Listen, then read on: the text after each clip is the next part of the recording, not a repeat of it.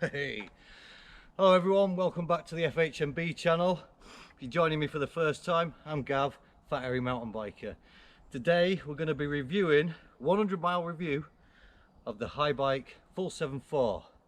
Let's crack on.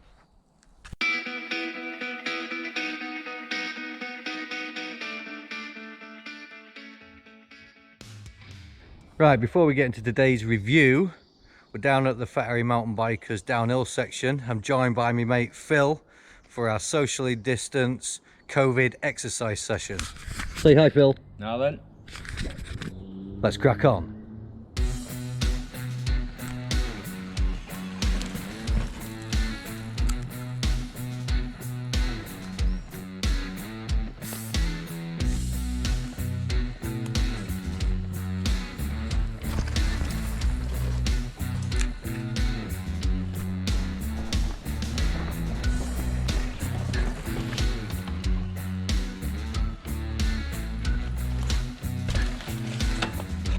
Ooh.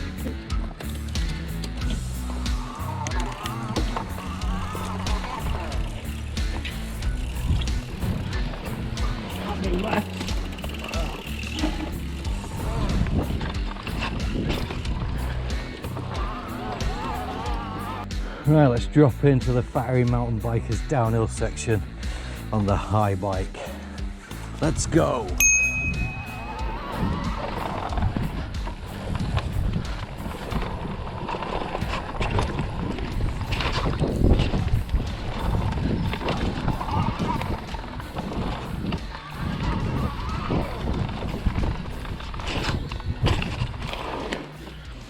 Not bad. Not bad at all. Alright, let's have a blast down the downhill section on the old boss nut. Drop in.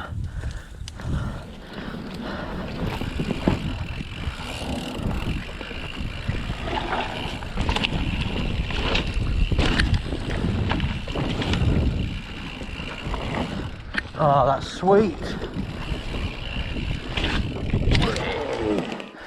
Oh, she's running sweet.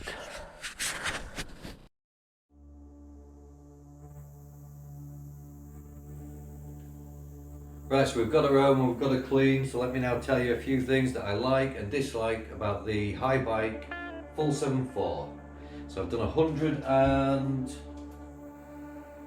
let's have a look, 9 miles. I've done 109 miles on it since I've had it. So the first thing that I'm going to tell you that is absolutely amazing is the power that that little motor gives you. 70 newton meters of torque, the 500 watt hour battery. The power is amazing. It takes me back to being a kid and flying around in the mud on my little Honda C50. It feels like the same kind of fun. Absolutely, it brings out the child in you. Brilliant. The next thing I'm going to go for is the stability of it. So stable. It must be the weight, I think. Well, probably the great design, but the weight, the stability, you can really chuck it into a corner and you just know what it's going to do. So predictable. Hit a little jump on it, you just know, you feel it. It's brilliant. Stability on that is fantastic. What else have I written down? Right, these tyres, I tested out a new thing called tennis armour. Instead of going tubeless, I put this armour in, and you can still keep your tube in there, and it's like a sponge foam armour that goes round it. You can run super low pressures. I think I've got 22 in the back, 18 in the front, and it just handles it really well. It's massive puncture resistance, but if you do get a thorn that goes all the way through, you can actually run these flat and get home anyway. So it's good like that, and they are a bit heavier than tubeless. But with the e-bike, I thought it doesn't really matter.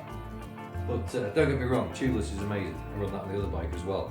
I'm just saying, well, I quite like these, I might stick to it. I was going to swap to tubeless if I didn't like them, but love it. What else have I got written down? Oh, the rear shock and linkage. Fantastic. Now I know that's not a super expensive shock, but it just works so well. It's so plush, and that rear linkage system, just great design. It just feels amazing when you're riding it, so you don't really feel the bumps, and it takes the jump landings fantastic. So the rear end of that bike, fantastic. The gears, again, it's not super expensive gear, but the amount of torque that goes through that gear system, the trailing cassette chain, it just handles it so well. Never misses a beat. I've never had a slip gear on it. Very impressive with that. The brakes. I was a bit dubious about these brakes when I first got it because they're only twin pot, and I know that a lot of e-bikes, because of the extra weight, upgrade to 4-pot calipers. So I thought it might be under braked, but it's not. The brakes are fantastic. I mean, I'm not lightweight, that's not lightweight, and then brakes stop you amazing. You can get some good stoppies out of it. So yeah, the brakes are really good. What else have I rigged? The fork, right? So the original fork that come with it, if you've seen my other videos, was terrible. But I've upgraded it to this Manito machete fork, and it's great, fantastic fork. Completely changed the bike, the way it feels, unbelievable. So I might as well mention the tyres as well. Obviously the tyres it come with, not meant for serious off-road use, so I've had to upgrade them straight away. So now I'm running a Schwalbe Hans Dampf on the rear, which is a 2.3, and I've got a massive Schwalbe Tough Tom 2.8 on the front.